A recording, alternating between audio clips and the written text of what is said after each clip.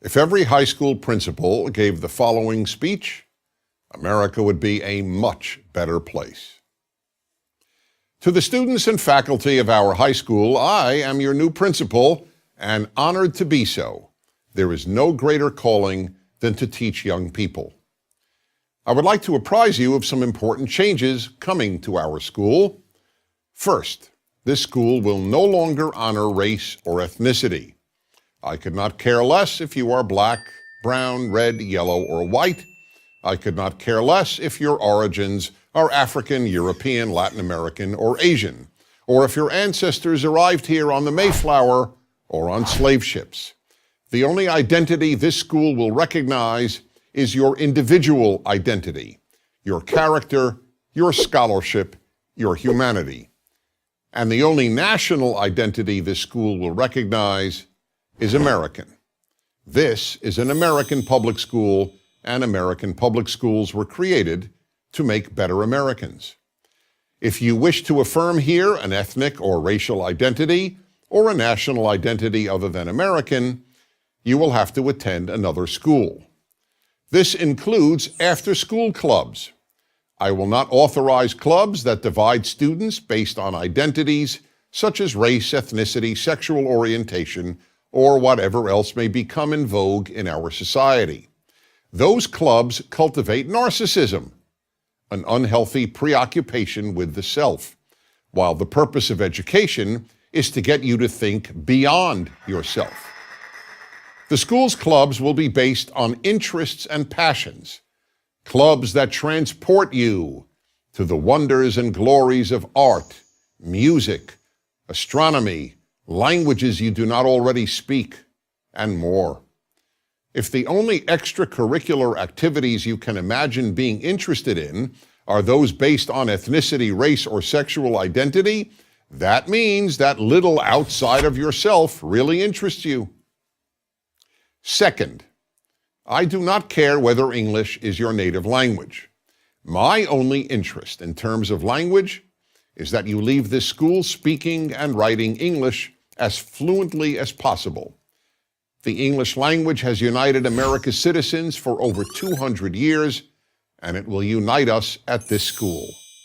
Furthermore, I would be remiss in my duty to ensure that you will be prepared to successfully compete in the job market if you leave this school without excellent English language skills.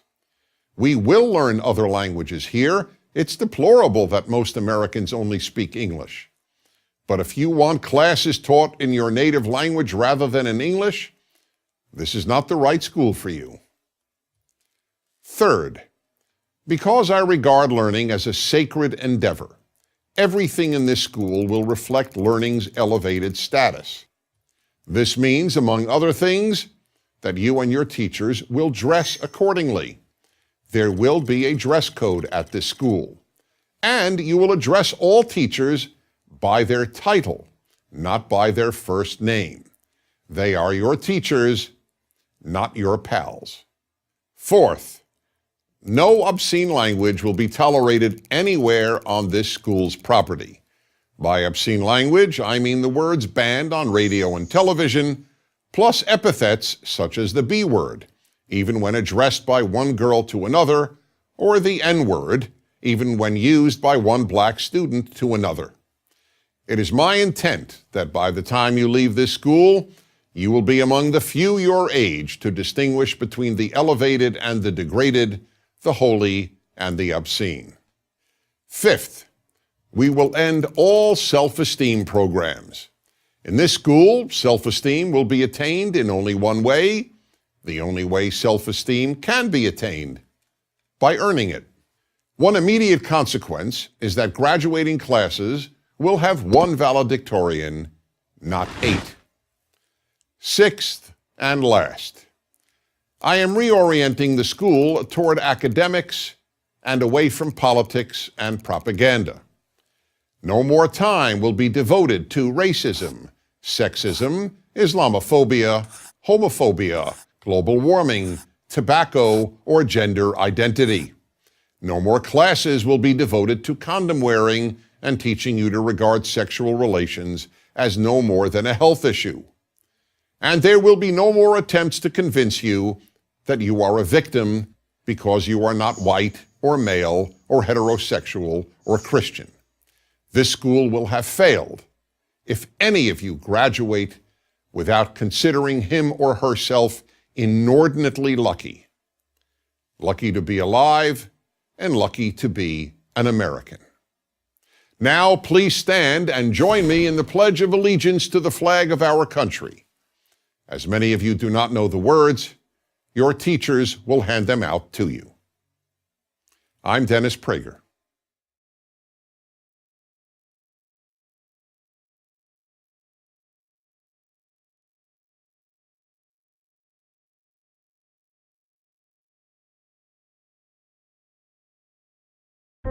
Good day everyone, this is Miss Caroline Joya Salinas, who's currently taking up Doctor of Philosophy major in Educational Management at the Philippine Women's University.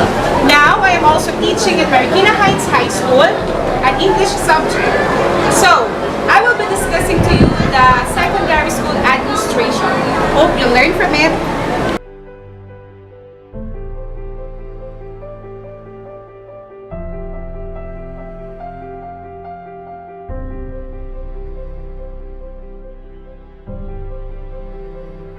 The school administration is different from that of enterprises due to its goal. However, like any other organization, the school needs means to run efficiently. The existence of these means is not enough in itself. There is a need to. The big question is, what are the legal means of a secondary school? Legal means of secondary school are constituted of legal texts, rules, and instructions to which are added contracts that the school signs with individual. The respect of all legal means of the school contributes to the fulfillment of planned objectives. Indeed, the strict application of all texts governing the school help to prevent and resolve conflicts and problems which may occur. The first legal means what we call as the laws. When we are talking about laws, this concerns legal texts, organic and ordinary laws adopted by the Parliament to govern different domains of national life, such as education system, among others. Secondary schools are currently governed by different legal texts. The second one, the rules. These are texts adopted by authorities having regulatory powers in the framework of legal execution. These authorities are the President of the Republic, the Prime Minister, and the Minister. So it could be presidential decrees, Prime Minister's orders, or ministerial orders. The third one is the instructions. These are texts signed by the school authorities at all levels to prevent or resolve problems to which schools may face or be confronted. They are equally given by the Minister of Education, the Minister of State in charge of primary and secondary education, provincial authorities, district authorities, and the school head. The last one, contracts. A contract which binds a school is an act signed in the name of the school by the head teacher with a third party in order to create rights and obligations to that school.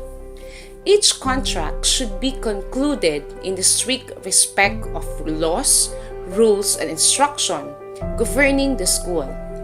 This be done according to article of the Civil Code, which stipulates that conventions legally formed are binding between concerned parties.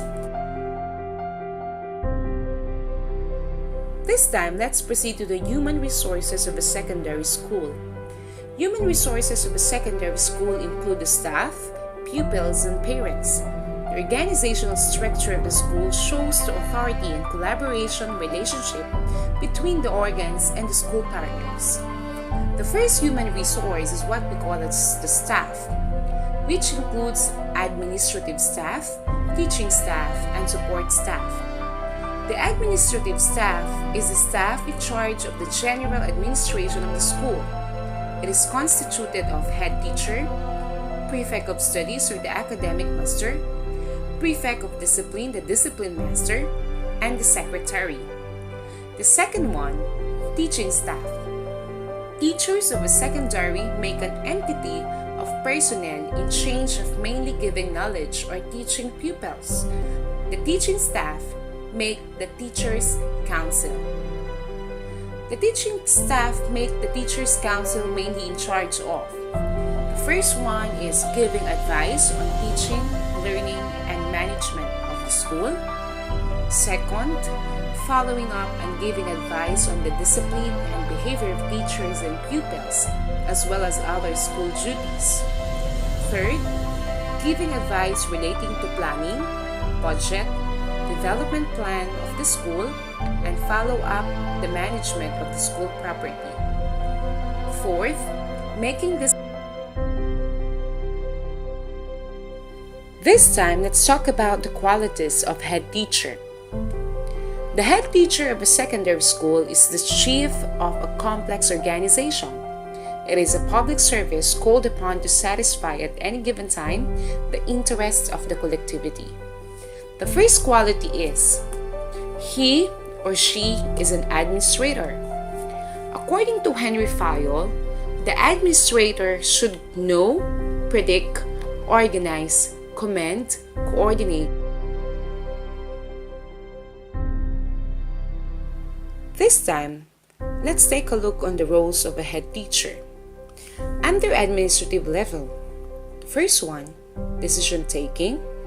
The second, sanction, could be towards the personnel or towards the pupils. On pedagogical plan, the school head teacher should take and put in application the interactions existing between the administration and the pedagogy. On financial plan, the school head teacher shall first prepare and approve the school budget. Second, execute the budget according to current procedures. Concerning human resource management, the secondary school head teacher is the principal person in charge of human resource management, which is concretized. As a student of Doctor of Philosophy, major in Educational Management, our future job is to become a leader and administrator of a certain school. So knowing these things are very important for us to be prepared on the future tasks that we will be portraying to the next future. As what Estelle Morris mentioned, head teachers and governing bodies run schools, and that will change.